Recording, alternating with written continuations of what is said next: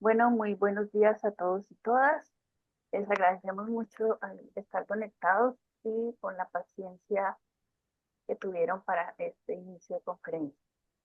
Bueno, hoy 27 de noviembre vamos a empezar el sexto CIHAD, que es el Seminario Internacional de Investigación en Humanidades, Arte y Diseño, Reflexiones en Investigación Creación. Es el sexto que realizamos por medio de Poetopía and Science Corp y además en alianza con la Universidad Central Arboleda de Barranquilla. Además, se está realizando el quinto salón de la creación en forma presencial en la Universidad Central Arboleda, obviamente de la sede de Barranquilla. Tenemos un invitado muy especial el día de hoy desde España, que es el doctor Adrián Besada Filgueira, y va a hacer una conferencia cuyo nombre es Conceptualización y Simbolismo. Él es doctor en etnomusicología, por la Universidad de Valladolid, estudió jazz y además realizó estudios culturales. Es director de la revista Más Jazz Magazine y es profesor investigador en la UAE. Es profesor investigador en musicología, jazz, estudios culturales, doctor en musicología, como habíamos dicho antes, por la Universidad de Valladolid, y conversión, mención internacional y calificación cum laude. Su trayectoria combina la docencia universitaria, la dirección de trabajos de investigación y la participación en congresos internacionales, centrando su labor académica en la relación entre música, identidad y cultura contemporánea. Ha desarrollado estancias de investigación en Buenos Aires, Argentina, en Birmingham, en Reino Unido, y en Barranquilla, Colombia, con un enfoque interdisciplinar entre la etnomusicología y la gestión cultural y además los estudios de jazz. Es profesor universitario en la Universidad Internacional de La Rioja, UNIR, el Centro Superior de Música Creativa y la Universidad Alfonso X El Sabio. Ha impartido asignaturas de metodología en investigación, pensamiento musical y ha dirigido numerosos trabajos de fin de grado y de máster en los ámbitos de la musicología, el jazz y el folclore. Entonces le damos la bienvenida a nuestro invitado especial, el doctor Adrián Besada. Hola, bueno, buenos días para vosotros. Bueno, la propuesta que hice es sobre la investigación como medio de creación artística. Un poco se refiere, ¿no?, a ese proceso de conceptualización, de dotar de narrativa a la producción artística, aunque vamos a ver también el hecho de investigar en sí mismo como obra artística también, digamos, ¿no? Al final es un recorrido que ya se ha hecho desde las vanguardias, antes también, ¿no?, con el tema de los manifiestos, como el de Luigi Russolo, que veremos más adelante. Una cosa, quería poner unas diapositivas. No sé. Donde dice abajo compartir, puedes compartir la pantalla porque ya eres con anfitrión.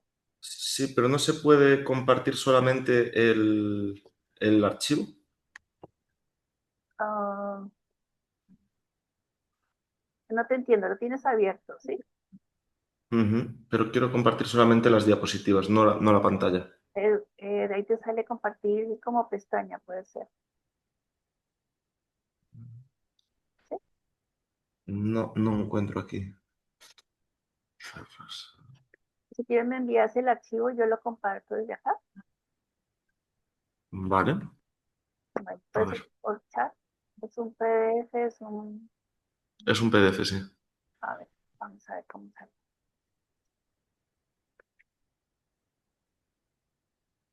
A ver. No, pero por el chat no lo puedo poner así. Ah, sí, aquí está.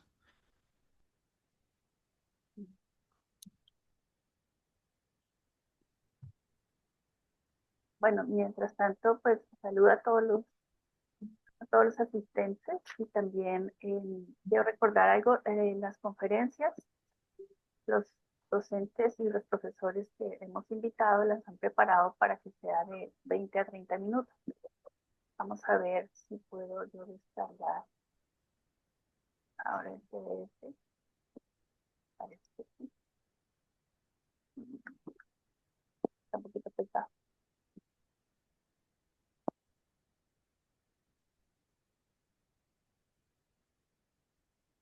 Sí, sí, entonces vamos a ver cómo.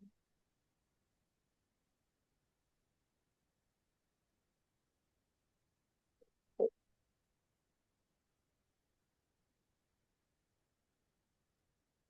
¿sí lo ves? ¿Sí lo ves bien? Ahí se ve. Vale, claro. La cuestión es que yo no puedo pasar ahí porque se ve eso de esa forma.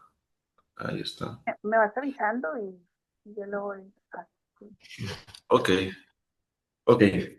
Vale, pues bueno, vamos a empezar porque sí, más o menos eran unos 30 minutos y bueno, primero también, antes de nada, pues eso, agradecer poder estar aquí también. La verdad me hizo mucha ilusión poder volver a hacer algo con una universidad colombiana. Me encantó mi experiencia allí, me pareció súper enriquecedor en muchos sentidos. Y lo dicho, vamos a ver el tema de la investigación como un medio de creación artística, ¿no? Esto no quiere decir que la creación artística no pueda ser únicamente a lo que se dijo en algún momento, el arte por el arte, ¿no? Pero sí que el arte tiene que tener, pues, esa conceptualización narrativa, ese compromiso, digamos, en cierto modo, ¿no?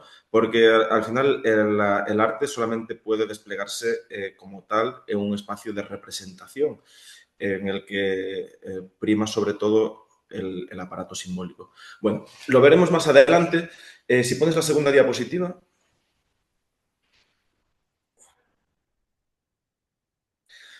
Bien, lo primero, desde el ámbito de la investigación académica o artística, en este caso, yo me dediqué más a la académica, pero digamos que los procesos son similares, ¿no? Después empieza a cambiar pues, en lo que es el producto en sí, en la realización, ¿no? En el objeto que se persigue.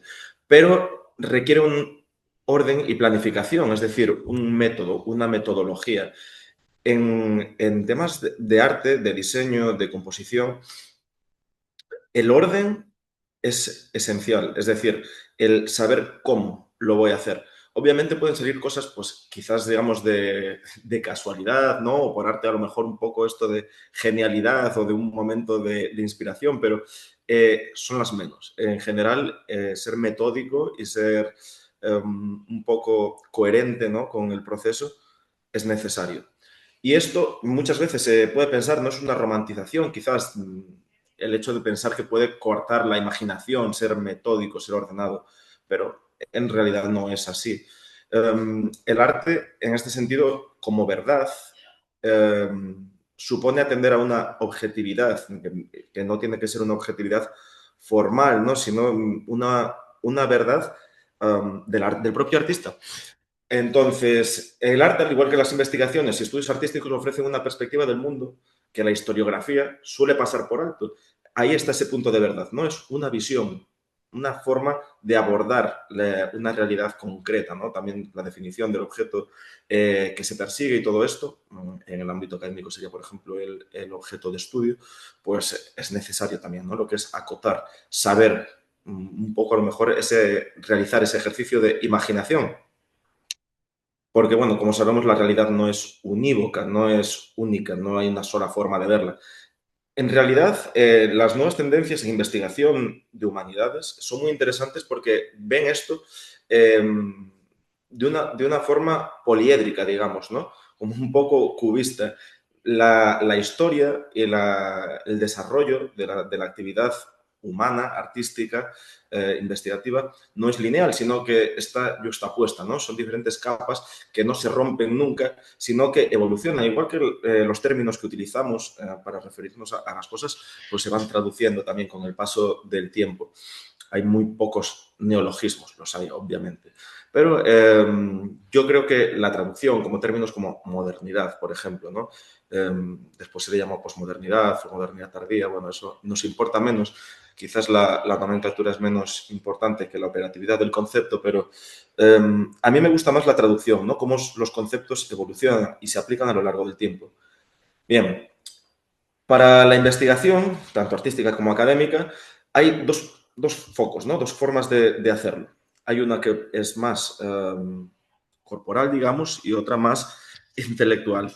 Tenemos la más intelectual, que es a lo que se le llama pues el trabajo de oficina, ¿no? El trabajo con documentos, con papeles, el trabajo de planificación, el trabajo sí, de proyectar.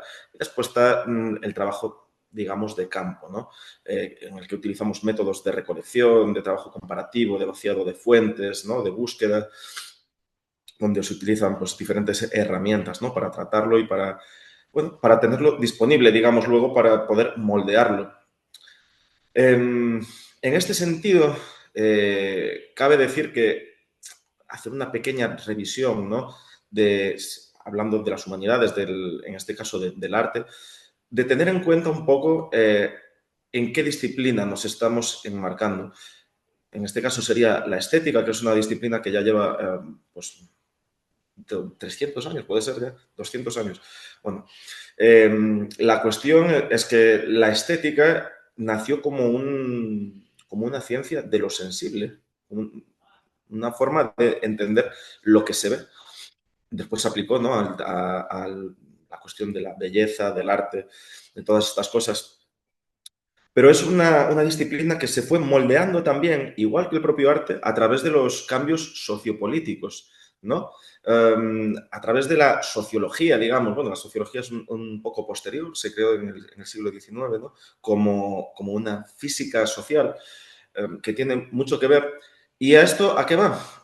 A que nos interesa un poco esos cambios. ¿Por qué? Porque hay dos conceptos que lo definen muy bien y que son muy importantes para el artista, para el saber qué está haciendo y cómo lo está haciendo, precisamente por lo que habíamos dicho al principio, ¿no? Por esta representación simbólica compartida. Son dos términos alemanes muy interesantes, que es el Zeitgeist y el Volksgeist. En este caso, son los dos, confluyen un poco los dos, pero nos interesa uno en particular, que es el Zeitgeist, que es el sentir de un tiempo. Es decir, los románticos ahí avanzaron bastante porque se dieron cuenta de que eran conscientes del momento en el que estaban viviendo. Es decir, de que estaban viviendo, en este caso, pues el romanticismo, ¿no? Y estaban viviendo bajo unas características económicas, sociales, artísticas, ¿no? De desarrollo tecnológico particulares. Y yo creo que desde entonces, antes también la gente sería medianamente consciente, pero yo creo que el hecho de poder conceptualizarlo ayuda mucho a darle forma. Entonces, ¿por qué es importante esto? Porque en la actualidad, que está hiperdiversificada, es necesario tener un mínimo de foco, ¿no? Es lo que se dice tener los pies en la tierra. Y esto también ayuda a no romantizar la creación, lo que es el arte, ¿no? Sino que sea más consciente. También, bueno, pues a día de hoy sigue presente, ¿no? Esa figura del genio romántico, y muchas veces pensamos, ¿no? Que el arte pues viene dado pues, de una mente genial, ¿no? Valga la redundancia, de alguien con un poder casi sobrenatural que es capaz de transformar la materia en algo único y especial. Pero no es así, ¿no? La idea de genio pues, se fue desmitificando con el tiempo, tuvo diferentes acepciones, un poco a esto venía también lo de la traducción que decía antes. Y entonces, bueno, ahora se podría decir que el uso moderno designa a cualquier persona con habilidades intelectuales o creativas fuera de lo común. Bueno, esto tiene más que ver con, yo qué sé, con el talento. Yo no creo tanto en el genio, sino en el talento. Hay gente que tiene talento, eso es innegable. Pero eso se trabaja también. Bien. La estética también, ¿no? La disciplina, el ser consciente de que existe esto y de que estás trabajando en un campo dado, con una materia dada, de creación en este caso, también es importante respecto a pensar y clasificar el arte, ¿no? Tenemos que tener en cuenta que siempre existió un sistema de las artes y que eso se fue desarrollando también, ¿no? Fue cambiando y las artes fueron ocupando diferentes niveles de importancia en estos sistemas según la representación del mundo que se quería hacer. Entonces tenemos pues, un sistema de artes más antiguo hasta convenciones modernas, las vanguardias, la Bauhaus, ¿no? Ya de mediados del siglo XX, las tendencias actuales también, ¿no? Pero que yo creo que beben un poco del siglo XX, no hubo una ruptura, una evolución muy sólida yo diría, desde los 60, 70. Sí que hay, obviamente, pero me refiero no estos cambios tan rupturistas o tan agresivos que hubo durante el siglo XX. En este sentido, bueno, yo creo que en la actualidad debemos volver un poco, no voy a decir que tengamos que volver al clasicismo, ¿no? A la ilustración, pero sí que hay un término que es de Hanslick, que era un musicólogo del siglo XIX, formalista, positivista. No es que vaya mucho en esa línea, pero me gustó mucho que utilizaba la palabra fantasía para designar a cuando la imaginación se pone al servicio de la razón. Es decir, crear como una forma de pensar. Pues yo creo que la tendencia actual tiene que ser un poco esa. ¿Por qué? Porque al final el arte está hipermediado por muchísimas cosas, pero especialmente por la cuestión ideológica, política, tecnológica. Es muy difícil salirse de ahí. Sobre todo porque hay las redes sociales, ¿no? Los medios de comunicación masivos, hacen que todo tenga un foco muy grande, ¿no? De que hay mucha opinión, ¿no? Mucha polarización también respecto a una misma cosa, como se pudo ver cuando salió el nuevo álbum de Rosalía, por poner un ejemplo actual, que empezaron a salir, ¿no? Ensayos y manifiestos y análisis del álbum por todos los lados. Y entonces, pues eso, hay que tener en cuenta pues, que hay un impacto, ¿no? Entonces, por eso, la fantasía como la imaginación puesta al servicio de la razón, ¿no? Esa conciencia artística. Lo que decía al principio, vamos a ir ahora, ¿no? Como los discursos, porque, por ejemplo, el álbum de Rosalía fue tan... ¿Puedes pasar la diapositiva, por favor? El álbum de Rosalía fue tan viral, ¿no? Así, porque Rosalía es quien es, porque tiene una pegada mundial enorme, pero porque Rosalía hizo muchas, Rosalía, ahora seguimos con este ejemplo un poco, ¿no? Porque ya lo dije, pero ella realmente en sus entrevistas y cuando salió el disco y la propia narrativa visual, ¿no? Y sonora y musical del álbum, tiene un concepto y sobre lo que se comenta es el concepto, es el símbolo, ¿no? A eso viene un poco esta, esta conferencia, esta charla. Entonces, cuando creamos, dotar de esa narrativa, ¿no? Crear esa especie de manifiesto puede ser muy útil para el propio creador y para el público que lo recibe, ¿no? Podemos pensar, por ejemplo, porque me gusta especialmente, ¿no? El libro del arte de los ruidos de Luigi Russolo, del futurismo, o, bueno, o los manifiestos dadaístas también, aunque el dadaísmo pues, partía un poco de la idea de no crear obras de arte, ¿no? Pero es interesante porque en su propia naturaleza, ¿no? De un poco sin forma, hay un manifiesto, ¿no? Que es el de el absurdo, el acto, el proceso, la provocación. Eso es muy interesante. Entonces, estas vanguardias del siglo XX, yo creo que dieron un poco de forma a la forma de trabajar el arte en la actualidad, ¿no? A las dinámicas, podemos decir. Bien, siguiendo con el ejemplo de Rosalía, por ejemplo, la idea de vanguardia parece que se invierte, ¿no? Es decir, esa narrativa que le dio Rosalía o su equipo o quien fuere, eh, quiere ser como eso, como rupturista, innovador, vanguardista, si se le pudiese aplicar ese término, pero es que, claro, aquí partimos de una necesidad. ¿Dónde está la denuncia, ¿no? La denuncia necesaria de la que partieron esas vanguardias frente a sistemas, en este caso, totalitarios, ¿no? La revolución conservadora. Eh, yo aquí lo que veo es que se instala una utopía, una especie de, no sé, de miedo a la libertad, si se puede aplicar esa expresión de Eric Fromm, respecto a la creación, ¿no? No existe, es como virtual, vamos a decir, es como una vanguardia virtual, ¿no? Como una revelación virtual que no llega a procesarse jamás. La ideología es monolítica, no se llega a diversificar tampoco en el ámbito artístico, es muy, bueno, es capitalista, es liberal. Entonces, vemos que hay como dos formas de discurso, ¿no? Intentando ser vanguardista en este caso, también condicionada por el sistema económico, también por la tecnología que tenemos a día de hoy.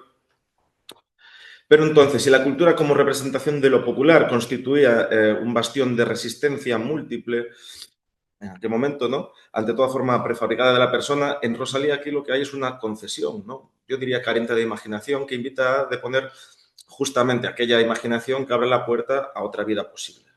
Entonces, la mística, así como decía, monolítica y neoliberal, se reduce a una profecía sin promesas un poco, se vacía de ese contenido. Bueno, eso, traigo este ejemplo porque está un poco de actualidad y ya se ha dicho todo al respecto casi, aunque no es responsabilidad obviamente de Rosalía lo que pasa en este mundo, simplemente es un síntoma, ¿no? Es lo que os decía un poco. Pero la estructura simbólica, es decir, la música como medio, la figura que utiliza ella, ¿no? La figura de la monja, también el uso de la música docta como si fuera una justificación para lo que está haciendo, como si quisiera entrar en otro plano místico o metafísico, hace pensar que el conservadurismo por transgresión, reforzando la idea de que, eso, de que el mundo del artista, mi mundo, es único, ¿no? O sea, es el mundo. Pero no es así. No se está haciendo un arte lleno, sino que se está vaciando precisamente de lo que nos está vendiendo. Entonces, para salvar esto, ¿puedes pasar la diapositiva, por favor? Vale. Para salvar esto, ¿qué hay que tener en cuenta? Pues los símbolos, los espacios de representación, ¿no? La apropiación de ese espacio compartido y el hecho de proponer algo lleno de contenido que quien esté dispuesto a entrar en él asuma el lenguaje, asuma el símbolo y quiera compartirlo también. Entonces, los significados de la performance, vamos a entender la performance como cualquier acto de creación, eh, se empieza a volver cada vez más ambiguo en el mundo actual, ¿no? Se diversifica y se abren a la interpretación. Y entonces, pues bueno, las carencias de este sentido, ¿no? Conceptuales y demás, empiezan a tener menos en común, se vuelven más frágiles y se vuelven más llenas también de contenido en un momento dado, ¿no? La performance social efectiva fusiona 6 elementos de representación, que son los sistemas de representación colectiva, los actores, la audiencia, los significados que se producen simbólicamente, la puesta en escena y el poder social.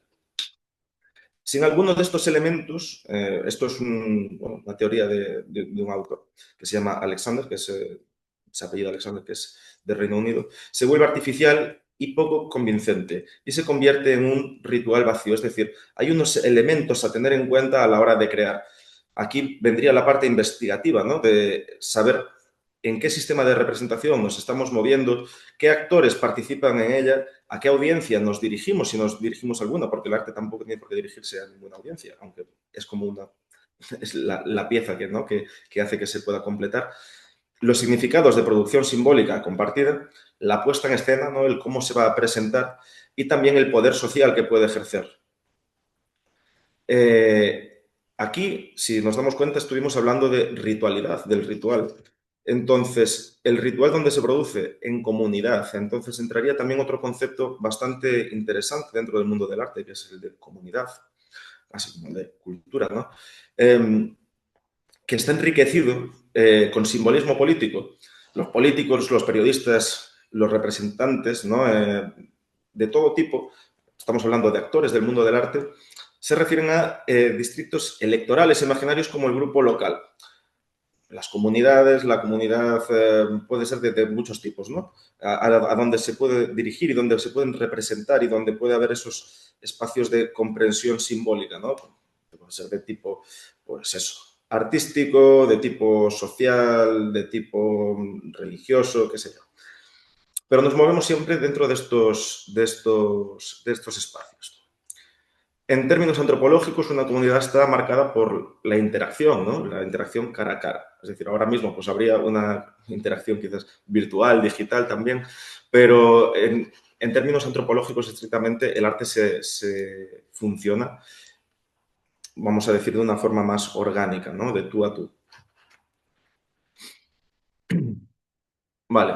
En este sentido, hay una acumulación y un uso de capital simbólico, cultural y lucha por el poder simbólico que se da en estos espacios de representación, ¿no?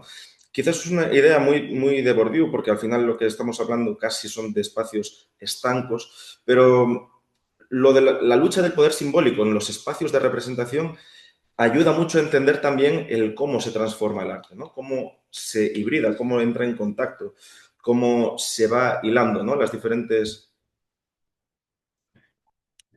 narrativas simbólicas y artísticas.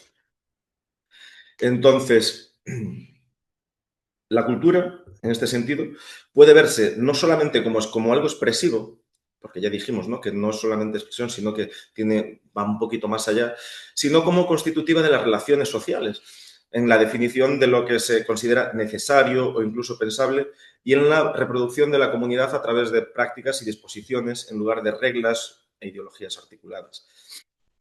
Aquí, pues bueno, hay, además de esa lucha simbólica, ¿no?, en los diferentes espacios de representación y demás, pues también entraría en juego, pues, qué sé yo, la lucha de clases, las cuestiones del capital cultural, ¿no?, de la diferenciación, pues, términos también de Bourdieu, no era diferenciación, era la distinción, ¿no?, que tenía su libro. Y entonces, ¿qué podemos hacer para, a lo mejor, trabajar, ¿no?, en estos espacios de contingencia? Pues hay un autor que a mí me gusta mucho que se llama Lefebvre, que habla del espacio social, que es un concepto muy interesante. Y se refiere a que el espacio no es un concepto neutro, es decir, que está también, igual que el propio arte, está politizado, o que puede tener su propia narrativa, ¿no?, o que interacciona con el resto de elementos que participan en él, tanto simbólicos como físicos. Bien, ¿qué nos dice Lefebvre al respecto de esto?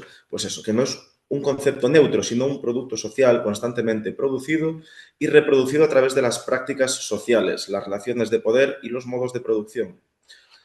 Bien, entonces, ¿qué es lo que hace? Lefebvre propone un sistema dialéctico de producción del espacio.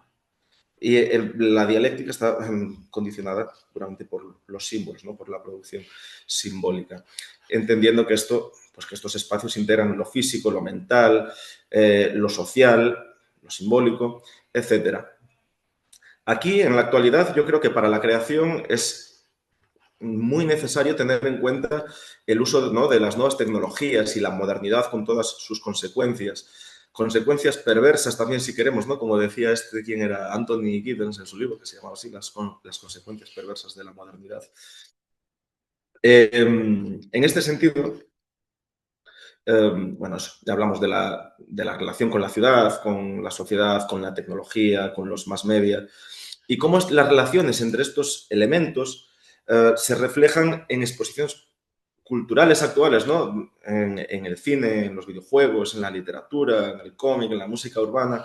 Bueno, son elementos que cambiaron también las propias narrativas, los espacios de representación. Esto no existía hace unos años. Y es bastante interesante ver cómo se van utilizando y cómo van creando espacios de representación, ¿no?, estos espacios sociales, pues en este caso virtuales, en los que se está llevando a cabo un ejercicio de comunicación, podemos decir.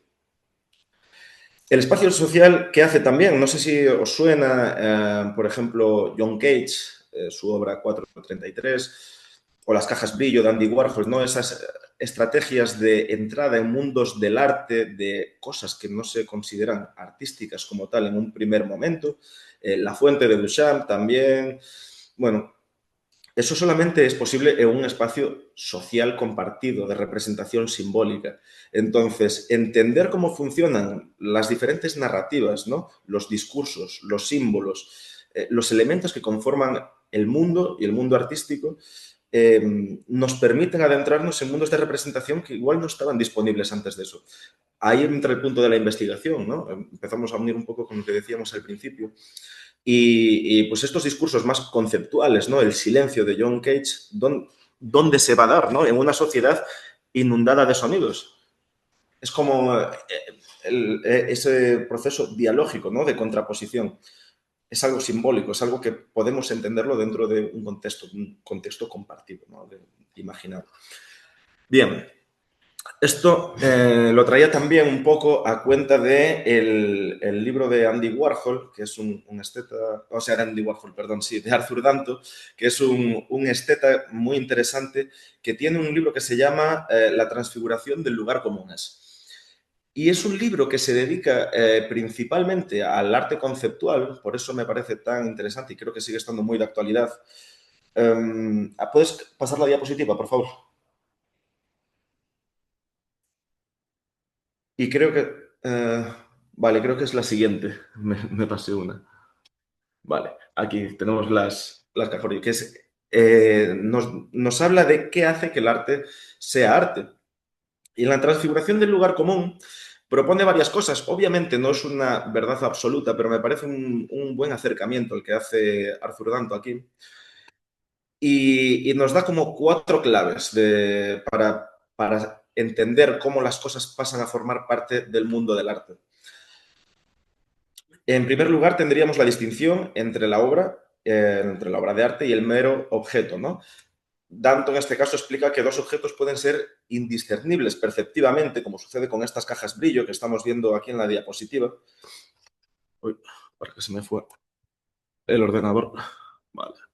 Eso, estas cajas brillo que estamos viendo aquí en la diapositiva, ¿por qué uno es arte y el otro no? O también en su libro pone varios ejemplos, por ejemplo, de qué hace que una línea en un lienzo sea arte y otra no. O sea, ¿qué legitima eso? Entonces, ahí la diferencia no está en lo que se ve, sino en lo que significa. Volvemos, el significado es puramente simbólico y el significado se da a través de una narrativa, de un concepto que entendemos dentro de un espacio concreto, que también pues, podemos llamar los mundos del arte, ¿no? Se suele decir. Pero esos mundos del arte yo creo que en la actualidad ya son casi todos, porque al final los espacios de representación los tenemos aquí, ¿sabes? En un teléfono. Bien, igualmente sigo con esta cosa de Danto. También nos dice que el arte requiere de una atmósfera teórica, es decir, de una conceptualización. Yo diría también esta atmósfera teórica, estamos hablando de la investigación, ¿no? De esa razón puesta al servicio de la imaginación. Él nos dice que para que algo sea considerado arte debe existir un discurso, una teoría o un contexto histórico-artístico que permita entenderlo como tal. Aquí, pues volvemos un poco, ¿no?, a este concepto que dije en un primer momento, que era el del Zeitgeist, el del sentir de un tiempo, el de ser consciente de cuándo estás haciendo arte, por qué la estás haciendo, ¿no? Y yo creo que eso evitaría mucho esta repetición de hablar a día de hoy, ¿no? Yo en la revista de jazz me pasa mucho, además al hablar de jazz en particular, que la gente te dice, no, este álbum es súper vanguardista y dices, no, vanguardista no es, las vanguardias pasaron en un momento de la historia particular, ahora habría que pues, traer otros conceptos, otros términos que a lo mejor pudieran ser más válidos o traducirlo directamente, pero claro, se utilizan de una forma un poco anacrónica. Entonces, ser consciente del zeitgeist es necesario. Bueno, sin esta atmósfera teórica o mundo del arte, el objeto sería simplemente un objeto más. Eso lo tenemos claro, ¿no? También nos dice Danto que el arte es esencialmente interpretativo, que dice, una obra de arte es aquello que encarna un significado. El arte no se define por propiedades materiales, sino por la interpretación que expresa y por el modo en que su configuración física soporta ese significado. ¿Eso qué quiere decir? Que el arte no es material prácticamente. En este caso, la música quizás sea el ejemplo más interesante por su propia naturaleza física, me refiero porque no tiene soporte. Es un arte puramente temporal. Sí, bueno, existen las partituras y los discos y demás, ¿no? Pero en esencia el arte es un arte puramente temporal. Por eso también fue un arte muy denostado, ¿no? En la época en la que el arte se basaba únicamente en la mímesis. Pero, bueno, obviamente, pues eso fue cambiando. Pero debemos quedarnos con que el arte es esencialmente interpretativo. Y esa interpretación no deja de ser, de nuevo, dialógica, ¿no? De ser conceptual, de ser simbólica. Después tenemos ya, por último, el papel del artista, también importante. Pues el artista eso, selecciona, destaca o transforma un objeto para hacerlo portador de un significado dentro del marco del arte. También ahí habría quizás que definir o investigar qué es lo que hace artista a un artista, ¿no? Porque eso yo creo que sería primero incluso. Igualmente no es lo que aquí nos compete. Pero bueno, el artista es el que lleva a cabo, ¿no?, esa tarea de transfiguración de la que puede estar hablando Danto. Aún así, lo que decía al principio, ¿no?, al artista yo creo que habría que evitarle esos clichés de genialidad que yo creo que a día de hoy ya sobran, son romantizaciones vagas, y el artista de hoy además tiene que atender a cuestiones, como decíamos, ¿no?, pues narrativas, políticas, ideológicas, ¿no? Está haciendo arte en un mundo que está saturado de símbolos, saturado de significados. Bien, ¿puedes pasar de diapositiva, por favor? Vale, por último, ya para ir terminando, voy a hablar de el gusto, que también es un concepto que viene del siglo XVIII, igual que el del genio, pero que también se fue traduciendo a lo largo de los años y se le fue dando otros usos. Muy interesante también este concepto. Aquí también me preguntaba, ¿no?, si puede haber un gusto común si ya no hay una experiencia común. Es decir, ahora mismo, a pesar de que estamos, pues el típico cliché, ¿no?, de que estamos conectados, más conectados que nunca, vivimos en una sociedad hiperindividualizada.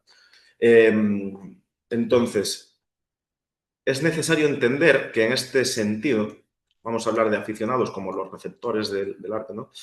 Pero, ¿cómo se llega a crear un gusto? ¿Por qué a alguien le gusta algo? ¿Por qué alguien se vuelve fan de algo, ¿no? Entonces, aquí cabe preguntarse de, ¿hay una condición previa?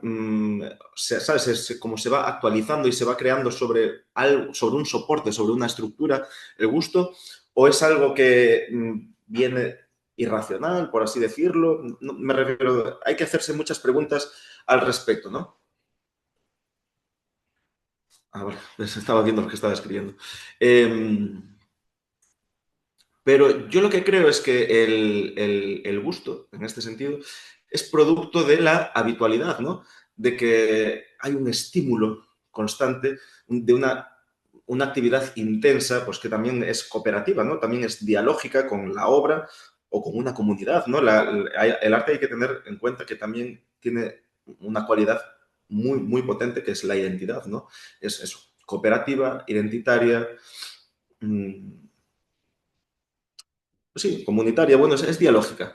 Y tiene un cierto grado de reflexión también, ¿no? El hecho del gusto se crea a través de la reflexión, tiene ese ejercicio de fantasía, ¿no?, de imaginación y razón. Y materialmente está interpelada eh, para establecer una vinculación. En este sentido, hay una teoría que es muy interesante y es de las que más hablan, ¿no?, de la creación del gusto, que parte de Anton Ennion, que es un sociólogo francés del arte, y él habla de los gustos también, sobre todo música y de los aficionados. Y bueno, el gusto, yo creo que muy acertadamente se aborda desde la sociología y me parece muy, muy interesante.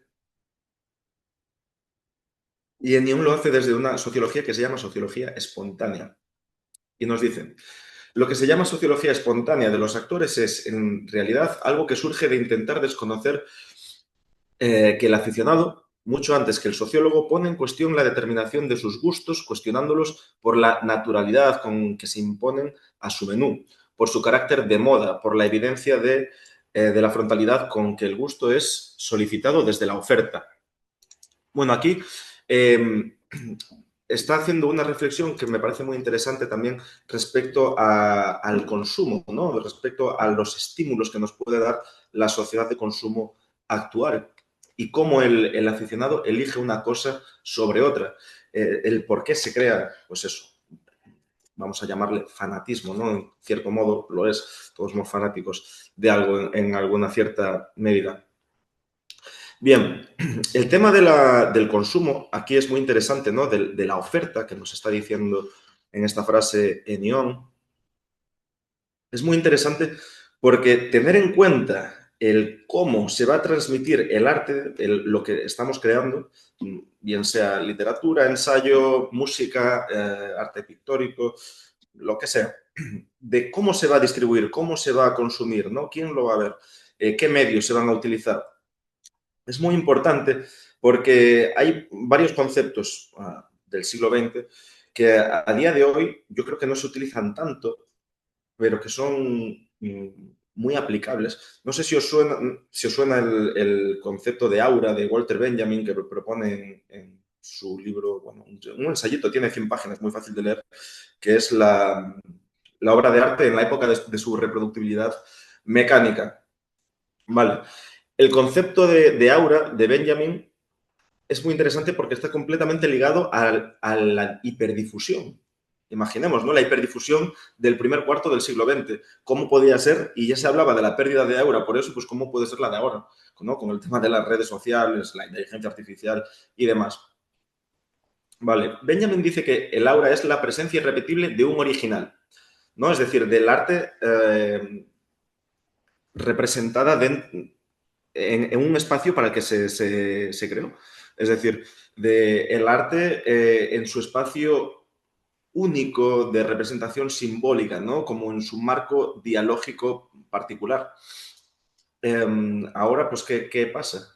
Que tenemos que crear, o sea, me pregunto, tenemos que crear arte como se está haciendo, ¿no? Esos clips de 30 segundos o música ya hecha para estribillos prefijados para ser utilizados en redes sociales y demás. Entonces, si aplicamos el tema de Benjamin, de Laura, quizás la tengan, ¿no? Porque están hechos para ser representados ahí. Pero bueno, el tema de la hiperdifusión, esa democratización que también se dice, hace que pierda su singularidad, lo cual es bastante interesante. Entonces, aquí cabría preguntarse, ¿no? El investigador, el artista, debe trabajar sobre estos conceptos que estábamos viendo, ¿no?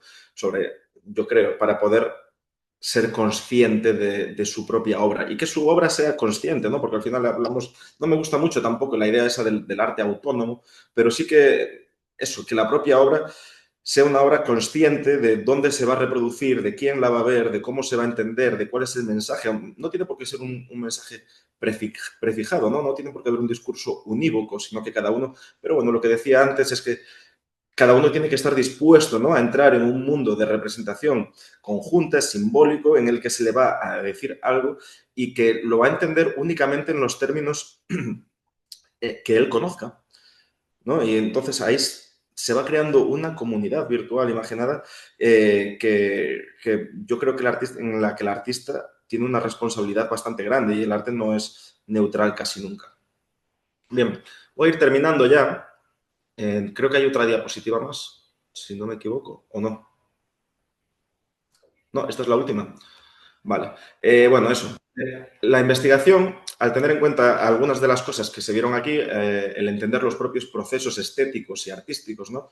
Que veíamos al principio, la realidad del mercado artístico, su uso y medios, hacen que la creación se convierta en un proceso, en un entre en medio, no sé si conoces este concepto también muy interesante, entre en medio en español, el écart en francés o el in between en inglés.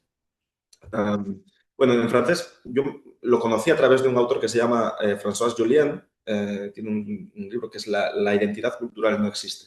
Y él habla ahí, ¿no? Del écart, del espacio en medio. Y nos dice que lo universal debe ser concebido por oposición al universalismo. La única universalidad válida es la negativa, la que deshaga el confort de toda positividad detenida. Es algo no totalizador, sino que reabre intersticios en cada totalidad acabada. Un universal regulador e insatisfecho. Esto es muy interesante, esta frase era del libro de Nyon, y que nos dice que el arte es disruptivo, que el arte no es un fin, ni un inicio tampoco, sino que es un espacio en medio donde se genera pensamiento, donde se generan disrupciones de ciertos procesos que a lo mejor son hegemónicos o que se entienden como fijos o fijados, ¿no? No se sabe muy bien por qué, no se sabe nunca quién hace estas cosas, pero bueno, que el arte tiene un poco esa capacidad, ¿no? Y esa forma de desplegarse, como un espacio en medio, como un espacio de disrupción, vamos a decir. Esto supone transformar las pretensiones universalizadoras occidentales, en este caso, ¿no? Que son las que dominan un poco en el mercado, como veíamos con el ejemplo de Rosalía, en incisiones que desestabilicen y hagan frente, pues esto, a los procesos de hipercapitalización de todos los ámbitos de la vida, del arte también, ¿no? Es decir, que el arte tiene que ser un espacio estético, sí, obviamente, pero consecuente consigo misma, con los símbolos que conmueven y activan el pensamiento para aquellos que deseen adentrarse en ella, sus espacios de representación simbólica. Y nada, con esto termino ya, que creo que además me pasé un poquito del tiempo. Si hay alguna pregunta o alguna cosa que queráis comentar, creo que tenemos 5 o 10 minutos. Sí. Bueno, sí, estaba colocando en el chat que si alguien tiene alguna pregunta la puede escribir y pues le haríamos la pregunta al doctor Adrián Besada. Aunque creo que fue una conferencia bastante clara y que queda que para hacer una creación artística pues necesariamente hay que tener investigación. Sí, doctor. No sé si alguien tiene alguna pregunta.